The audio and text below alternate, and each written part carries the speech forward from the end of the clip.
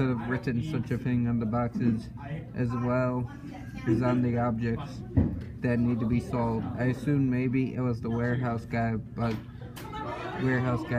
they only prepared already made boxes into the pallets, and maybe it was the countries that were made from, like China or Bangladesh, and the workers and the manufacturers. Everyone moved on pretty quickly, and it wasn't until I actually became a proper worker for the range that Ron had been replaced with a new worker. The event stayed on my mind, but I definitely did have a Tetris sort of mentality by now, and it did help to find spaces and make spaces and putting things in places and making new price tags for them. I was happy with the work I was doing. I also helped other co-workers if they ever needed help or looked like they were struggling. A female co-worker called Cheryl looked like she was struggling on the Christmas section at the time, and I just decided to help, and she didn't seem to mind.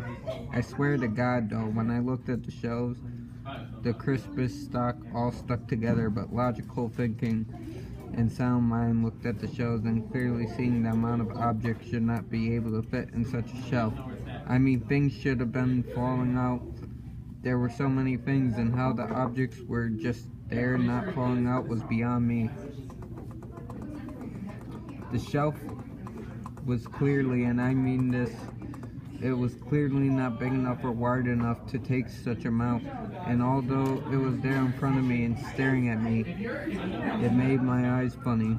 I checked where the one section of the shelf ended. It was literally half my arm, and I'm not such a tall person, but yet it has so many things on it. Cheryl looked stressed and worried, and she didn't really care. She was just making more spaces and more spaces and more, and the shelf always managed to take in more. It was incredible but unusual, and I started observing the customers as they were just picking things from anywhere and just putting it on their trolley and then buying it. They weren't talking or questioning what they were buying. They were just really picking things up and buying it. But like I said, it was on a rare occasion. I got a customer that wanted a specific thing and questioned what we were selling. After that unusual experience with Cheryl, and my shift had ended, and just as I was going home, Cheryl's Christmas section things had fallen off, as finally, not saying this in happiness, but logically, as it all had fell off as it got too much, and Cheryl shouted, "No, no, oh God!" And I just stared for a while and I went home. The next day, as I came into the store and opened up a new pallet for the textile section, and on the boxes, and even on some of the cushions and duvets, had weird, dark, and unusual message. It said, "I hate all of you. I hate this place. I regret everything, but I guess in the end we will all end up alone and regretting everything." A few customers who had bought things which were in a box, and some customers in whom we delivered goods to their homes had a similar message within their goods, and we had complaints again when we refunded them for the unusual messages they had received on the goods they had bought. I never saw Cheryl again, and I did ask about her, but everyone didn't know.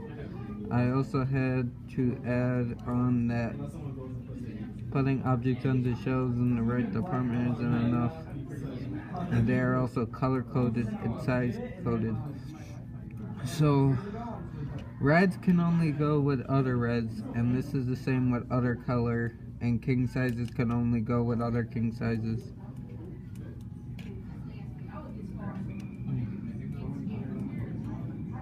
In the right department and color, so blue sofas can only be next to other blue furniture in the furniture section, and so on. I managed to control my workload very nicely, and the managers were impressed with my work effort and my speed rate. Every shelf I stacked from the pallets was in the right section with the right colors and in the right department, as well as the size control, because king sizes and small sizes were all separate as well. At this point, I was at peace with the work I was doing and everything was wonderful. And then I get a pallet from the department that I had already done. I was feeling a bit worried about the spaces issues, but with Tetris mentality, I was prepared to find some space. The pallet was for the Christmas section, and they were statues of snowmen and Santa Claus. I had to put out again. I moved some things carefully, trying to make as much space as possible. But then there was one point where I had thought things were going to fall out, but they didn't. I got out the statues from the pallet and started shelving them. And I had lots, and I didn't think I would be able to put all of them in, but I did. I looked at the shelf and I was sure the shelf wasn't big enough for such an amount, but I made sure everything was in order with the right colors and sizes. On one of my breaks, I went into the restroom room and got out a drink. And I found another worker there who had been working for nearly a year, and he smiled at me. He does the same thing as me, but we have never worked in the same department. His name is Daryl, and I sat down in the chair. He spoke to me, explaining things further, as he must have guessed I had some questions about the weirdness of the place. So, how are you finding it, newbie? Daryl asked me. Yeah, I'm getting the hang of it, I replied. It's been a rough couple of weeks. Lots of complaints, and 2 have gone from the workplace, Daryl told me. Yeah, I was wondering about them too. Where are they? I asked Daryl. Look, nobody likes to talk about it, but I might as well be the one to tell you.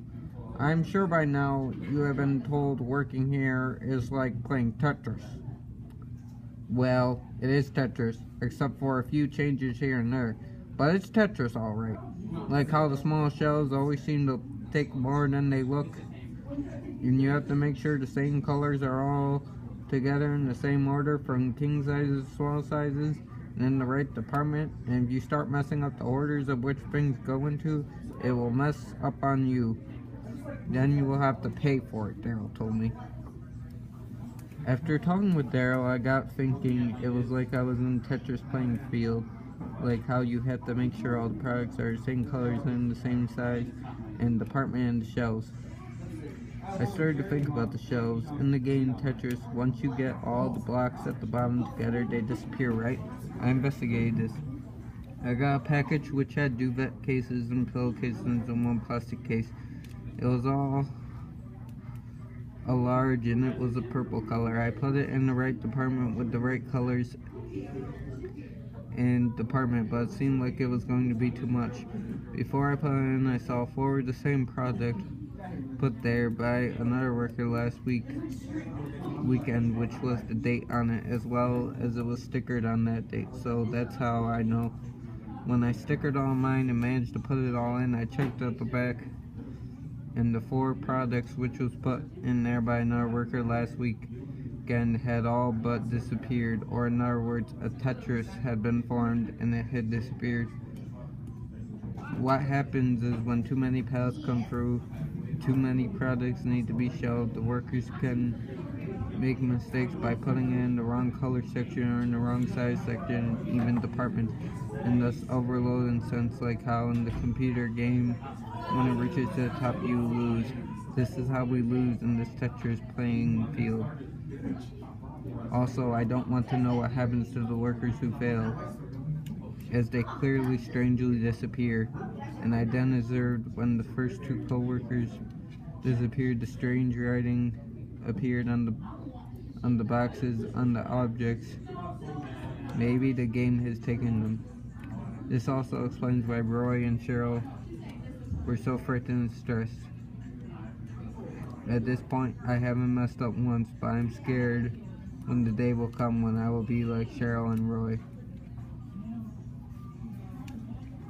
And now we go to story 3. This story is called My Friend Got Kidnapped.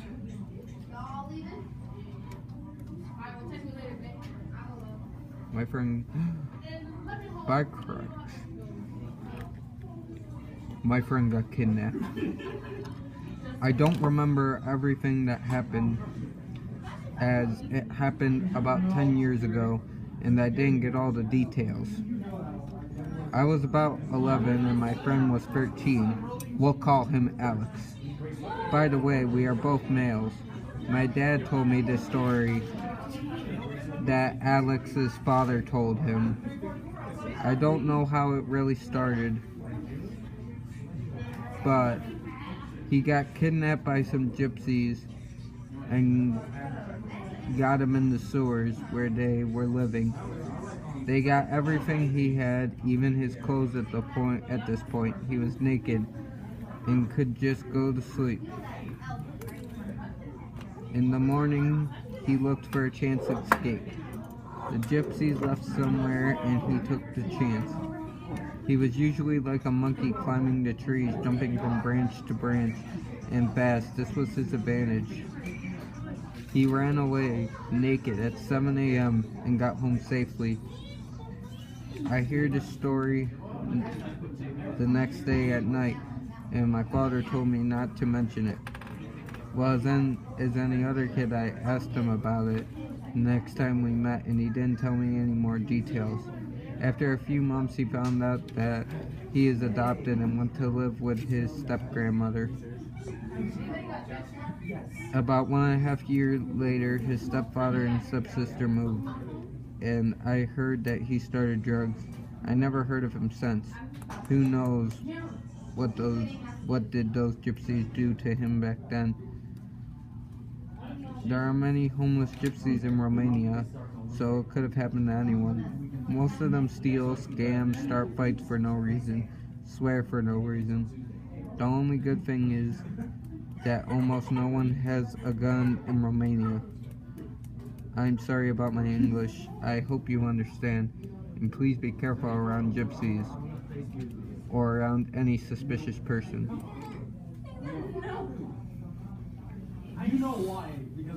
And those are 3 creepy true stories.